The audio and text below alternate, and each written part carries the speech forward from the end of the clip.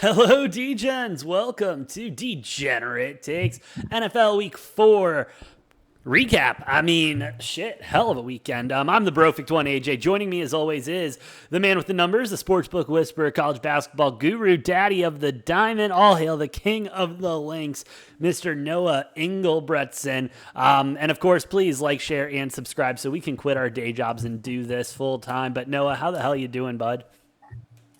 I'm great. Hey, the Packers have the second best record in the NFL. It's questionable. I guess not. yes, their record says they have the best, but are they the best? Second best. You know, the Eagles are number one, but Packers tied for number two.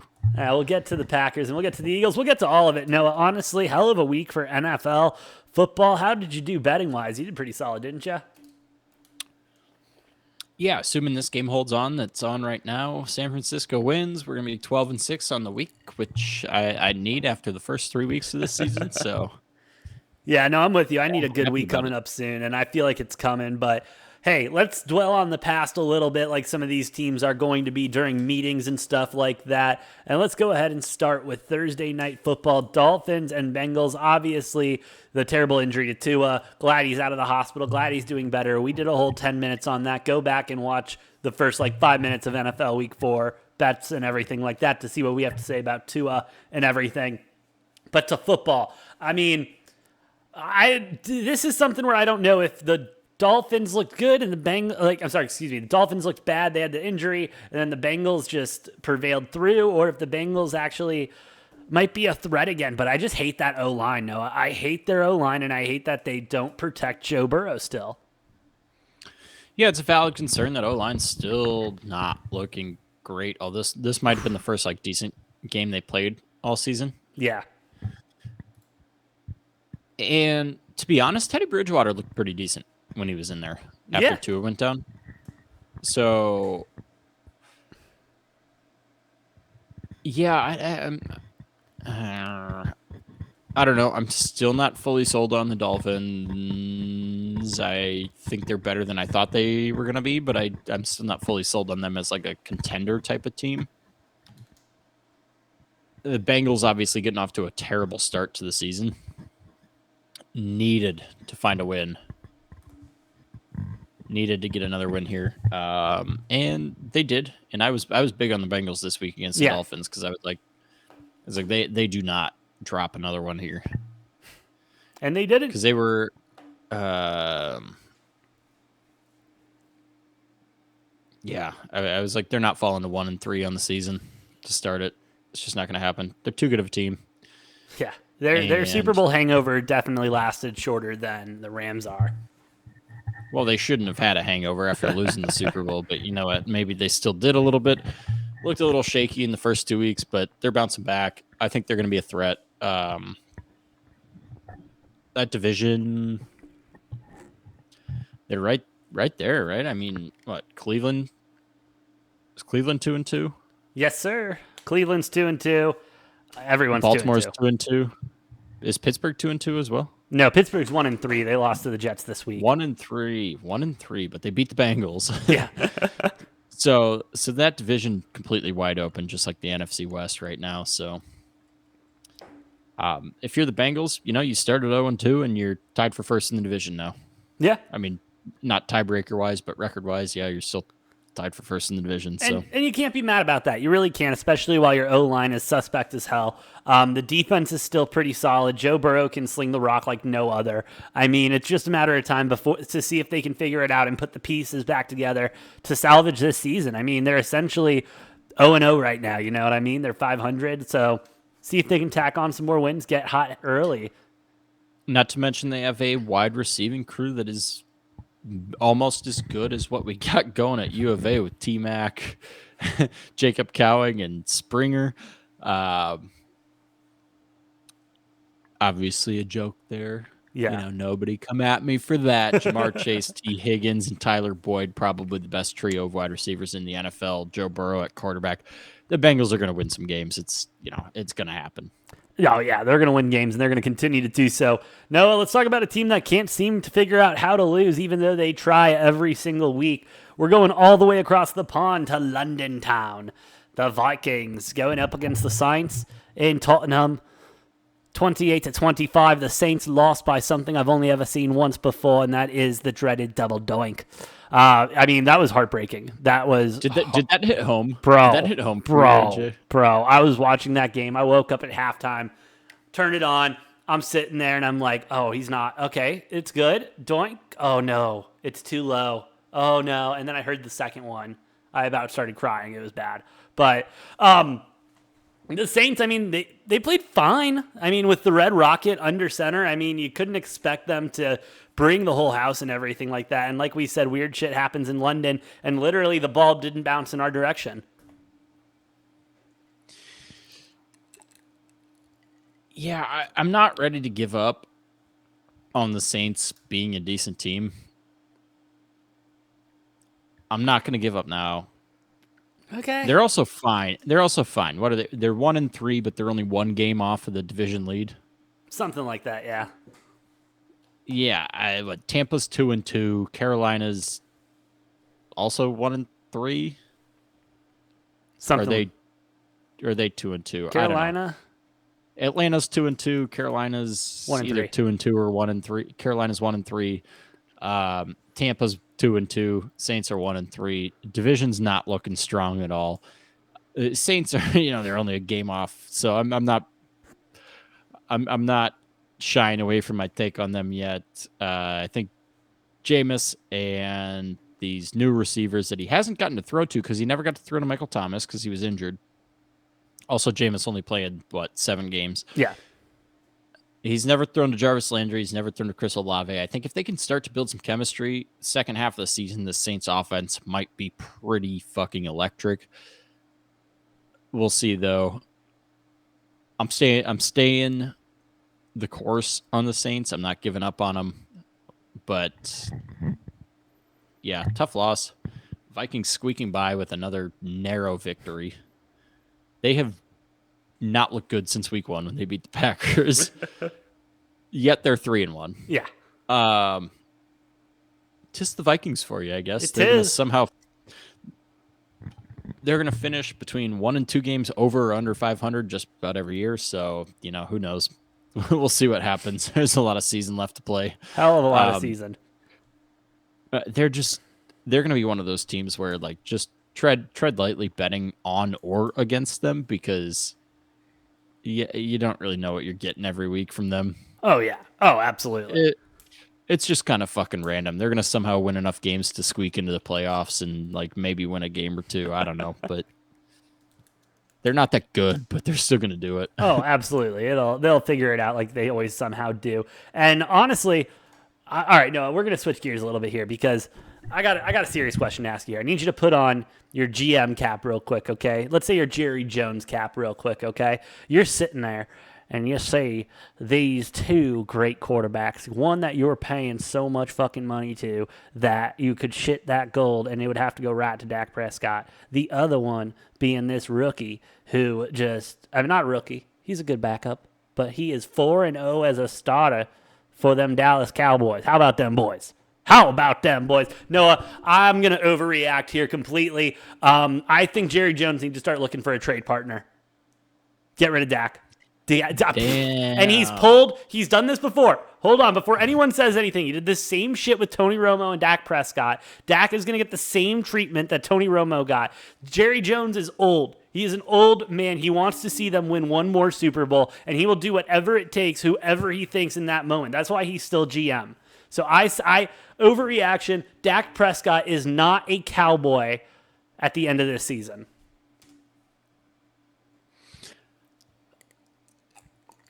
I don't think that happens. They paid him so much. It would cost them a lot to just release him and get rid of him.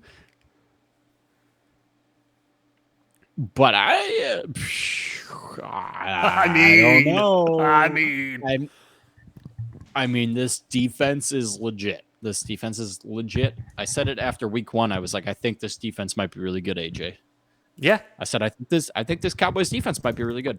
And I mean, they are. They only allowed 10 points against the Commanders, who's a shit team. So put your hat on that. That's solid.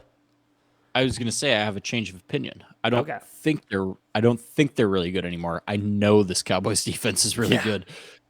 And that's why Cooper Rush has been able to have success and rip off 3 wins in a row. And they haven't been pretty wins. None of them have been pretty. No, and I mean, that's pretty typical Dallas Cowboys football, though, But recently. If they win games, they're going to be messy. Dallas Cowboys don't play a clean game. He's still winning games. This Dallas offense didn't look good at all under Dak Prescott. No, it never has. They don't look any better or worse with Cooper Rush leading it. No. And I still think the Cowboys win this division. Yeah, no, I'm on board with you. If that's a hot take. That's a hot take right now because the Eagles playing the way they are. I still think the Cowboys take this division. Okay, no, hold on. No, hold on. I want to put my caveat on that because I do have a caveat for that. Okay, the Cowboys win this division if and only if Cooper Rush is still the quarterback because they're not doing it with Dak. They'll never lose another game. Yeah, obviously. They're not going to do it with Dak. They got to keep Cooper Rush, and you keep the hot hand in until it's not hot anymore. I don't give a shit how much money you're paying someone. You're trying to win a Super Bowl. Simple as that. If Cooper Rush gives you the best opportunity to win a Super Bowl, you put Cooper Rush in. Also, yes or no, can we write the Commanders off completely now?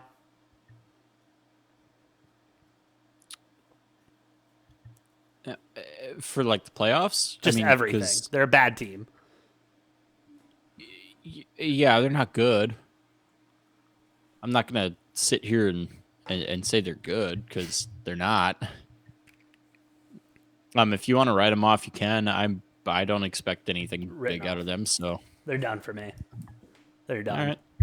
Anyway, moving on. No, another team. I mean, okay. Here's another team. Are they real or fake? The Seahawks and Lions. I mean, the Lions have the same problems the Lions have always had. They can't close out. They can't stay ahead. They do something at the end of the game and fuck it up. And the Seahawks, I mean, Geno Smith is, I hate to say it, an upgrade right now from Russell Wilson. Geno Smith is playing like he did at Baylor. Yes. Yeah, he is, honestly. And that is something crazy. Geno Smith playing like he did at Baylor. But it's also the Lions. And they have this fun thing going where they have the number 1 offense in the entire NFL and the number 32 defense. Geno Smith becoming only the second or third quarterback ever to win a game when his team has given up over 40 points on defense. That's pretty impressive. But, God, the Lions' defense is horrendous. Horrendous. So bad. It's so bad. I could score 45 on them. Their offense looks like a well-oiled machine. Oh, yeah. And so, the problem is if they're going to have to play every single game in a shootout,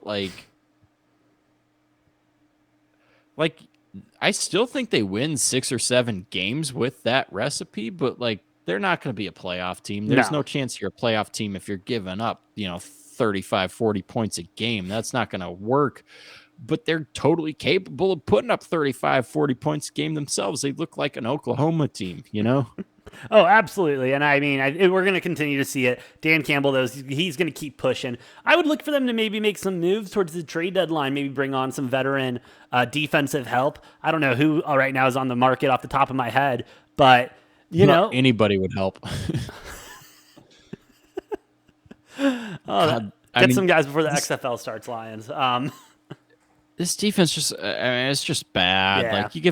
You give up 48 points to the Seahawks. That's not good. No. Now, and I do think the Seahawks are better than we expected them to be, but still 48 points to the Geno Smith and the Seahawks. That's bad. Now, I think from teams that we don't really know a lot about and are going to be question marks the rest of the season to two teams that your analysis was spot on, Noah. They were playing each other. It was the Titans and the Colts. 24-17. I mean, the Colts score one more. Who'd I say does it better? The Titans do it better. And they did it better 24-17. I mean, granted, they couldn't score in the second half to save their life. But that's neither here or there. Derrick Henry had a pretty good day. 22 carries, 114 yards, 1 tutty. He's getting better every week. Yeah. Which is scary if you're anybody else. I mean, Yeah, they have no receivers, and you get to play Ryan Tannehill, so like there's that. But if Derrick Henry continues to improve every week, we're only 4 or 5 weeks away from seeing him rip off like a 250-yard game. Oh, and like absolutely. four touchdowns, because it's fucking King Henry. He's gonna do his shit. The only thing that can stop him is injuries. Knock on wood, because I don't want to see him get injured again. But, I've said it before. If he stays healthy even another 4 or 5 seasons, if he stays healthy throughout another full 4 or 5 seasons, he's maybe I think he enters the conversation as best running back we've ever seen in the NFL. Yes. Which is crazy because he's playing in a different style of game, but it's so like ground and pound in your face, just cram it down your throat time and time and time again until you're so fucking tired you can't tackle him anymore. And it's crazy. He's just a beast of a man, and he's a hell of a throwback. That's what he is. He's a hell of a throwback, and he gets the job done. He gets the job done very well. Noah, moving on. These next 3 games all have very young quarterbacks who are seeing, just kind of develop in front of our eyes. One of them at the beginning stages, and one of them probably on their way out, but somehow 3-1. I'm talking about, Bears, Giants, Jaguars, Eagles, Jets, Steelers. All pretty close games with these young QBs. Obviously, some teams ripped off there. I said a lot of teams ripped off there, but yeah, I'm for it. Let's get it. I mean, where do you want to start? Because I kind of want to start with Zach Wilson's first game back, getting that win, hitting a terrible Gertie, and just kind of, doing their thing. They scored 2 touchdowns to seal it in the fourth quarter. Zach Wilson, 18 for 36, not his best game. 252, though. I mean, he fucking threw the ball. 1 tutty. I mean, Zach Wilson still got a built-in excuse, right? Yes. Like, he had one last year. He's still got it this year. He's got a terrible fucking offensive line. He's got a bunch of, Jets literally have 4 of their starter offensive linemen are injured right now. So Zach Wilson's just out here, getting fucking murdered. It's open season on Zach Wilson, and he's just got to try to figure out what to do. His receivers are either bad, young and inexperienced, or washed up. So, he's got quite a mix of things to try to figure out. I don't think we're gonna see peak Zach Wilson or him fully emerging till season 5 or 6 of his career, to be honest. Because if he stays with the Jets, they're gonna have to keep building that offensive line and building everything around him. Maybe year 4, but he's gonna be a delayed success, and I'm still bought in on that. I'm assuming you are too, AJ. Oh, absolutely. The MILF Hunter will prevail. He's just not going to have immediate success, and he's not going to have success in his first year, as he didn't. He's not going to have success in his first 2. He's probably not going to have success in his first 3, but look at year 4 and 5. I think that's when we're really going to see the Zach Wilson that you and I watched too many BYU games and saw him absolutely fucking killing it there when he had protection. He had great receivers that were beating the DBs. He had good running backs with him. If the Jets can really build this offense around him, I think he'll truly excel at some point. It's just going to take a few years. Yeah, go ahead. I was going to say, on the flip side, Kenny Pickett, a guy who is supposed to be very NFL ready, which, fun fact, he has not had a pass touch the ground. No, he has not. He was 13 for 13. Every one of his passes has been either a completion or an interception. So Kenny Pickett does not put balls in the dirt. No, he does not. They're going to get caught by somebody. Might not be his team, but they're going to be caught by somebody. And I mean, Noah, first, not even start. He's going to have his first start this Sunday. Mitch Trubisky, it's about that time of the year, week 4, week 5, where, they play the Jets. They have a little bit of lighter schedule. Let Mitch take all the heat in the first and then get Kenny in there, some young blood, hopefully rip off some easy wins. I like Kenny Pickett. I think he's going to be set up perfectly in that Pittsburgh offense. And, Pittsburgh doesn't really need their quarterback to do a hell of a lot. Look at big, medium, large Ben the last 3 years of his career. They need a guy who can complete passes and be a system quarterback. They need a Brady type. They need a Jacoby Brissett type. They need a Matthew Stafford type. And so I think he's going to fit in really well there. They need that run game to get going. Yeah, what's Najee up to? Where's he been? Yeah, I don't know. Him, Dalvin Cook, all of my late first round pick running backs are just deciding not to fucking show up this year. Those are the only two, by the way. Fair. But yeah, both of them not doing shit to start the season. But yeah, Pittsburgh's got to find that running game, though. It's going to be rough for Kenny Pickett if they can't establish the run. Yeah. Because if they're getting in situations where they got to have him throwing 40, 45 times a game, he is going to have a rough rookie campaign. Yeah, he can't do that. You can't have him do that. Luckily, they're going to be in a lot of those games because that defense is that good. But I think they're also going to lose a lot of those games, a lot of close games, if they can't get Najee Harris in that run game going. Yeah, absolutely. I'm with you. They get that run. They get that run game going. With that defense, Kenny Pickett's going to have a great situation to kind of learn and start developing some of those connections with receivers and making some plays. Yeah. No, I'm with you. We'll see what happens there. Quick thoughts on Jaguars-Eagles. Eagles, Jalen Hurts, obviously very real. Great offense there. Coach Sirianni seems to have it figured out. Defense, I mean, depending on your thoughts on the Jaguars, I think the Jaguars are better than last year with Trevor Lawrence. Another year in a new system, though, but has some weapons back. 29-21, only 8 points separate the two. Are you worried at all about the Eagles' defense?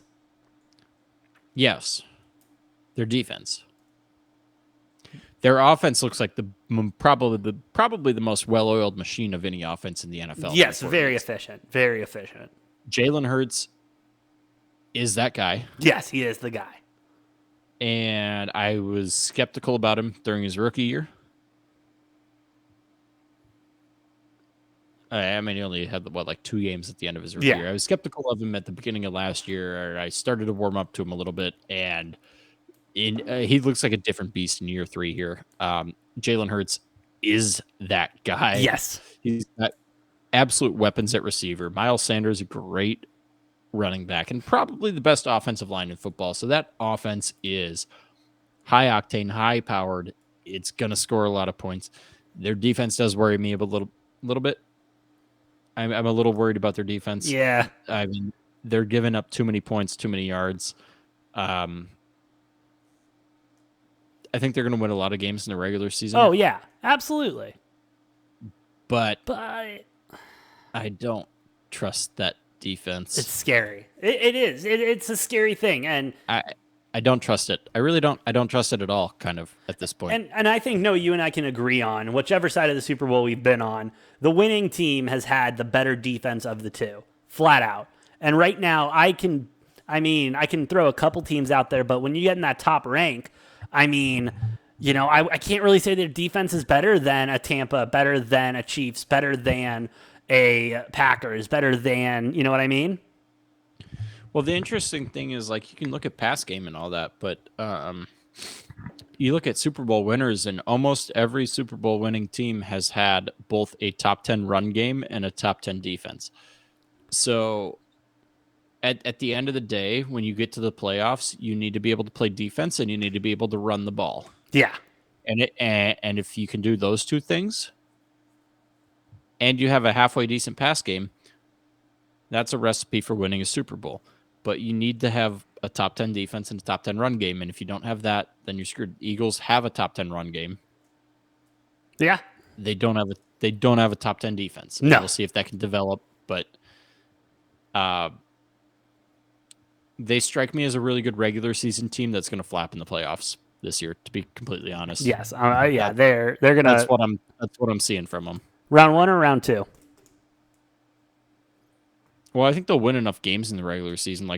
They could be a 12-13 win team in the regular season and get home field in the first round of the playoffs, but and then they maybe win one game and then flop in the second round. I don't know. Yeah, fair enough. We'll obviously do more analysis on that when the playoffs get here. But we're not going to look that far ahead. We're enjoying football now, and that includes enjoying a barn burner in Baltimore, Noah. One of my favorite games I've watched this season so far. Bills at Ravens. Bills coming out on top, 23-20. Noah, I think this was just two teams playing their best football, putting it all out there. It reminded me a lot of the Chiefs-Bills game, AFC Championship last season, obviously. It was a great game. I thought Lamar Jackson put on a clinic. I thought, the Bills did as well, and Josh Allen.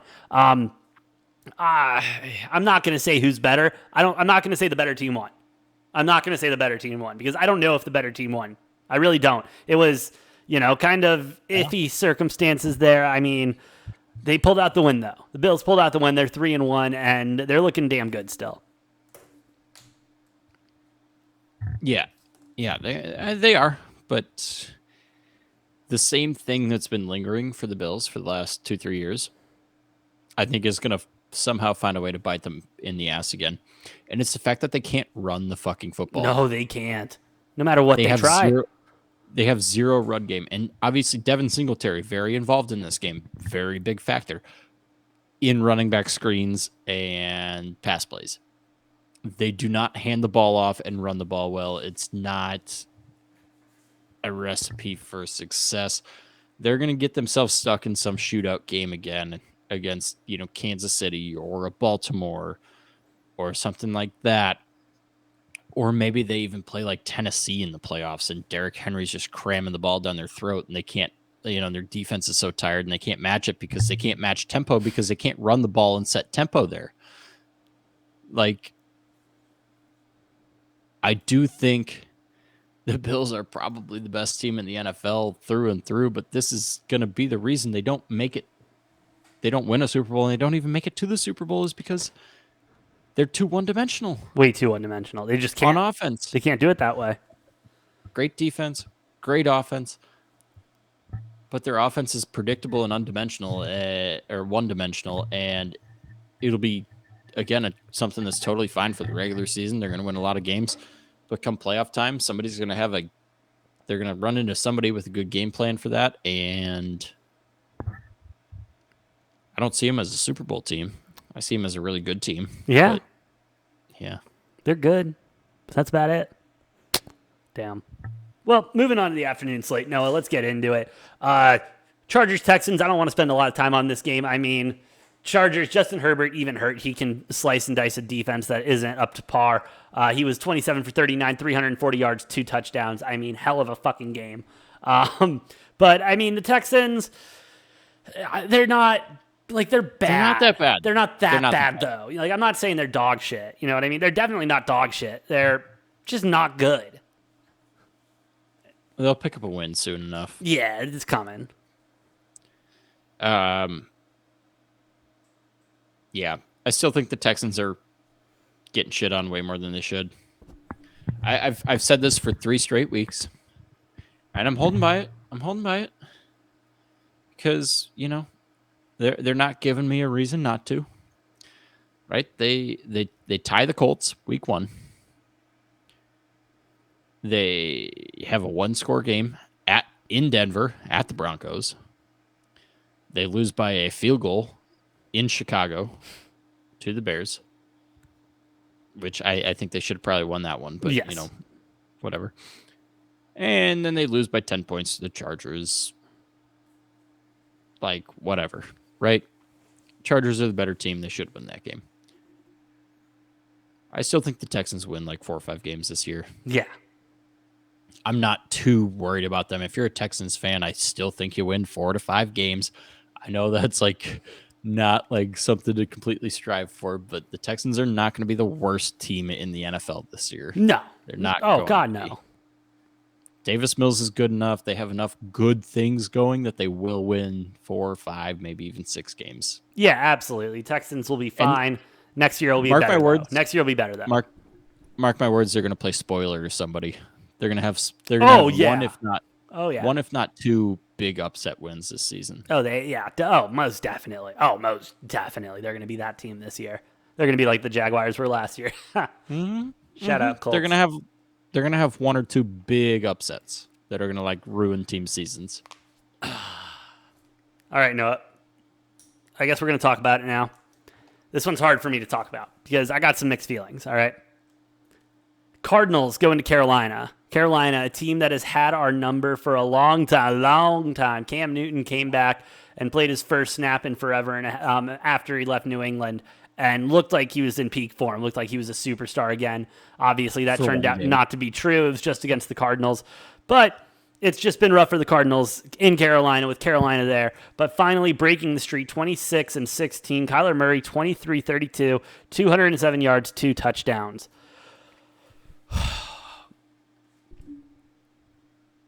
I hate the Cardinals, but they might not be as bad as I think they are. Our defense is still beyond questionable. I still have a lot of questions there. Offense didn't look particularly the best, looked better than expected, but I think we're going to be that team that wins the games you're supposed to win and really struggles against good teams you're not supposed to win against. And, I mean, we're 2 weeks away from D-Hop coming back. 3 weeks, until he'll be active in a game. So, just crossing fingers, bro. You know how it is. Yeah, I mean, they probably lose to the Eagles. Yes. Seahawks, with the way they've been playing, that game in Seattle might be a toss-up. Might be a coin flip.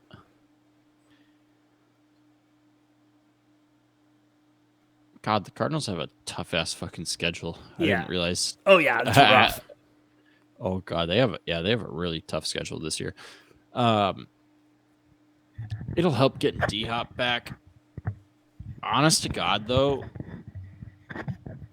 I'm shocked that nobody has absolutely taken advantage of jumping those little out routes to Marquise Brown. Yeah. To Marquise Hollywood Brown. Oh, my God, it's so bad. If the Cardinals had to play the Cowboys at any point before D-Hop came back, given the aggressiveness of Trevon Diggs, he'd have like 3 pick sixes. Because minimum. He'd just be jumping all of those out routes, assuming that there's never going to be a double move, which there never is. No, never. Cliff Kingsbury's completely unimaginative offense. He's an offensive guru, Noah. At least that's what we're told. I'm just saying you put Trevon Diggs on Marquise Brown, and he's got like 3 pick sixes against easily, that play calling. Easily. I'm just surprised nobody's taken more advantage of that because I've seen the charts of the route tree for Hollywood Brown,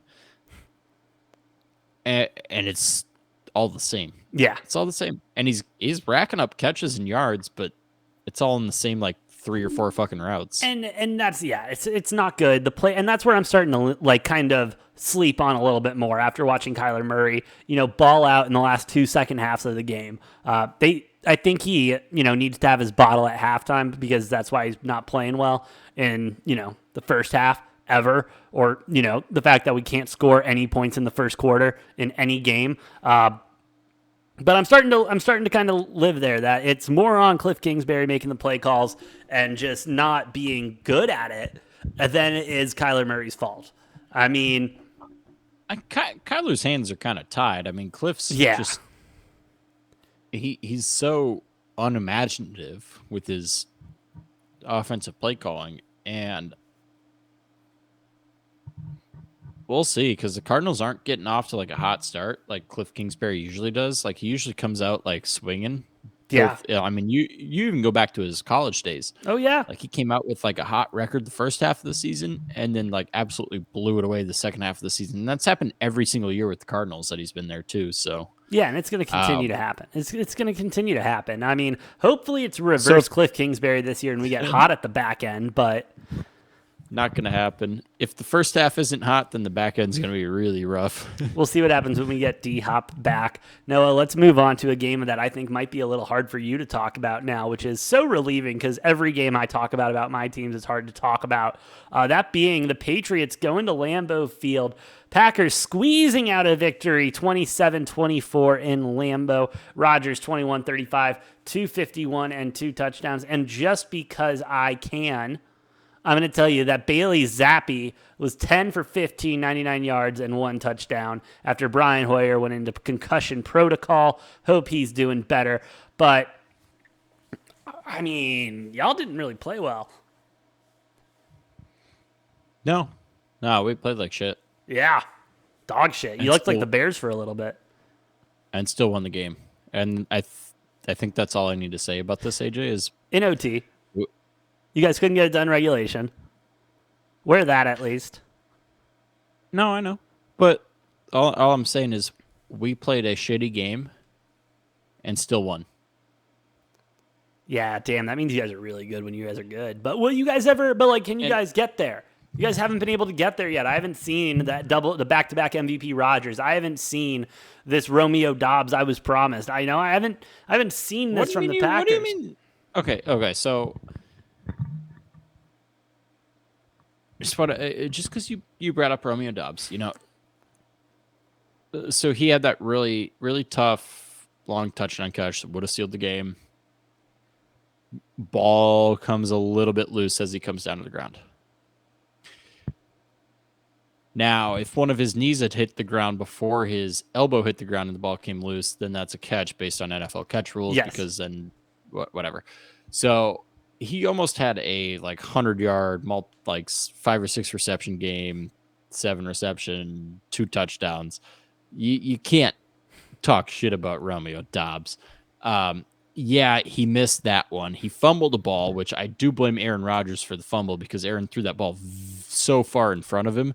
And the fact that Romeo Dobbs even held on to that catch was crazy. That was amazing. But then his, he was exposed. Ball was out there. Ball gets jarred loose early in the game. So, you have those two. Aaron Rodgers threw a absolutely garbage pick six. Garbage. So you take away that pick six, and then you give Romeo Dobbs that touchdown catch. The Packers win 31-17. It's no big deal. Nobody's talking about shit. So I'm not worried. Romeo Dobbs is that guy. He still is that guy. I'm not going to knock him for the fumble because I put 75% of that on Aaron Rodgers for throwing a shit pass. I think if that's in his chest, he's not fumbling that. It's just Aaron Rodgers put him in a stretched out position where he, got it knocked loose. Yeah. And then he couldn't secure the catch. I'm not going to call it a drop. I'm just going to call it an incomplete pass, because that was a tough catch to make. I would have loved to see him haul that in, but he's been cooking DBs, so I'm not worried about anything. He's gonna have a huge year. He's tied second in odds for offensive rookie of the year still, I think. So hey man, Dobbs season is just fucking beginning. Oh yeah. We're just hitting the beginning of Dobbs season. He's gonna be a stud. I'm not worried about it.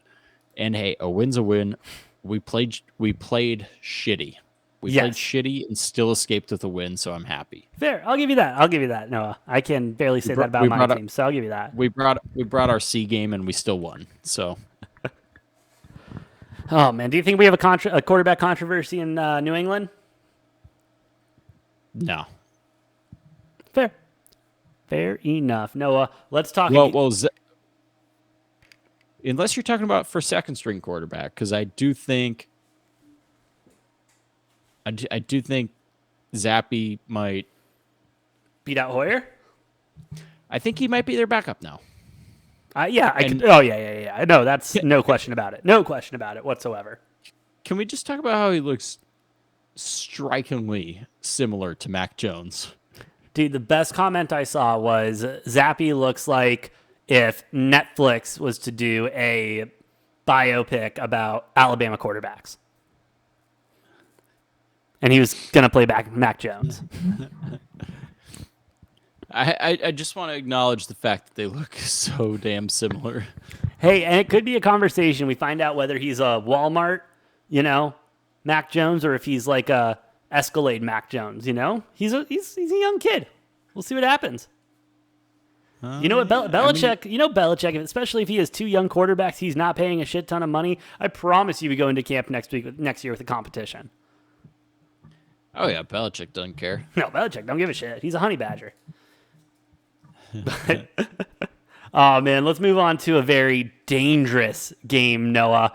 And let me tell you, it's dangerous in the kitchen because when you let Russ cook, nothing good comes of it. I mean, he got so sick and tired of not scoring a touchdown, he had to run one in for himself. And I can't remember the last time he ran in a touchdown. But regardless of how hard Russ tries to cook, they still lose 23-32. Raiders getting their first win at home. Noah, Broncos suck. Russell Wilson sucks. They're fake. I mean, he can do ever many commercials he wants to now. He seems to have the time because he doesn't seem to be practicing, studying a playbook, or anything. They probably should have put the video game clause in Russell saying, hey, you can only do so many commercials if you study this new playbook, considering you're in a new system, you don't know shit. And hey, let's not tell our, veteran players to call run and pass during an offensive drive for some other team.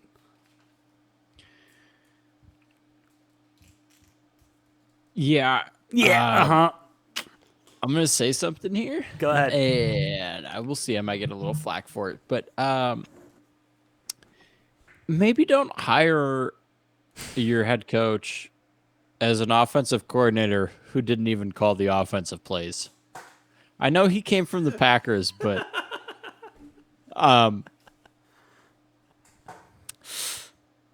you hired an offensive coordinator who wasn't even calling the offense. No. That's so not. Maybe don't do that and expect your offense to be absolutely clicking right away. Yeah. He didn't even call plays. Matt LaFleur was calling plays for the Packers. Yeah. Yeah, and then you got the Bears who hired the Packers quarterback coach as their offensive coordinator. Yeah. Although that's not on the same level as this, but yeah, Denver fans might have a right to complain about the Nathaniel Hackett hire. Oh yeah, they were all. Oh yeah, I heard no complaining when they hired Nathaniel. Hackett. Oh yeah, of course. But again, they didn't play a game yet.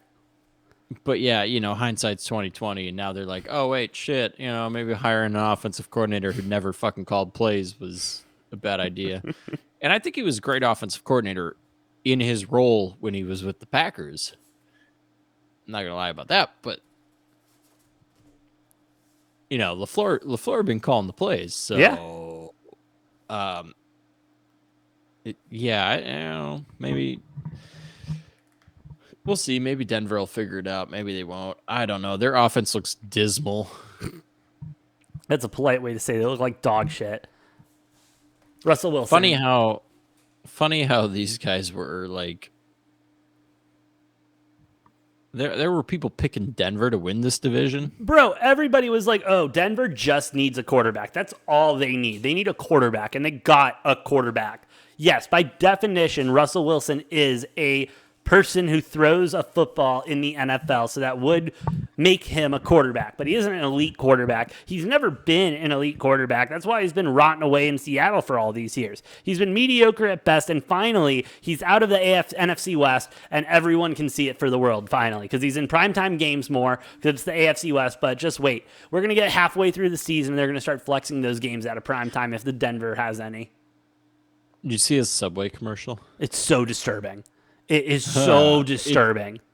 That's creepy. Bro. That's just creepy. Bro. And you want to get dangerous? I get chills every fucking time. Every time. You ever done anything dangerous? Oh, God.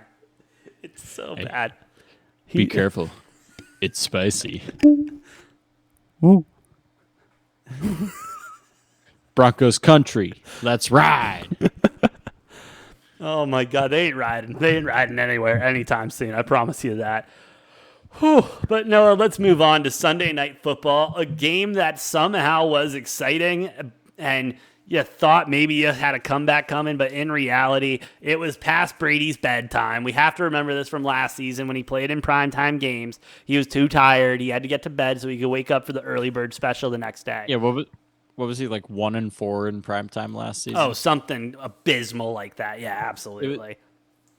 Sorry, not prime time, because prime time also I think qualifies like game of the week, just national television. Late games. He was 1-4 in night games last season. Yes. Losing to the Giants, the Bears, the Saints. Giants, Bears, Saints.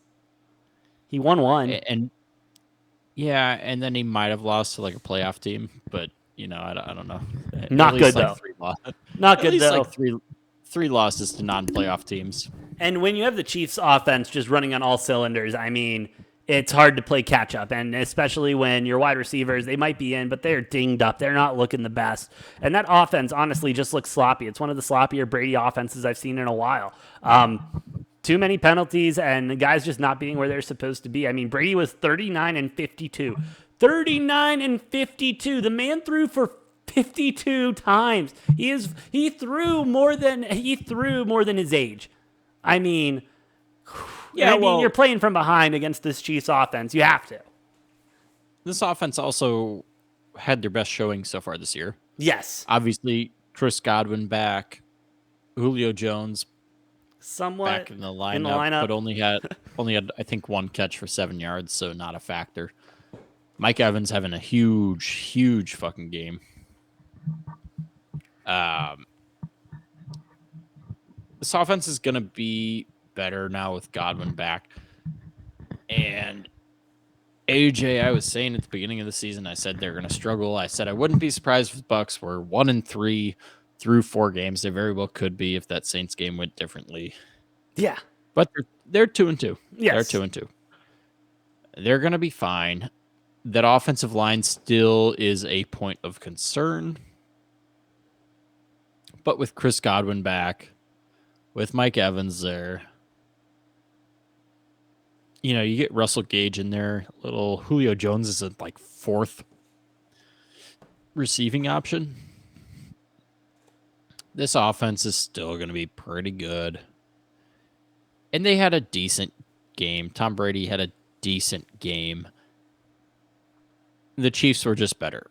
Yes. Against the Bucs, who were the number one offense coming in, defense coming into this week. And Mahomes and that Chiefs offense just made them look like a college team. It was bad. It was bad. They didn't look good at all at any point.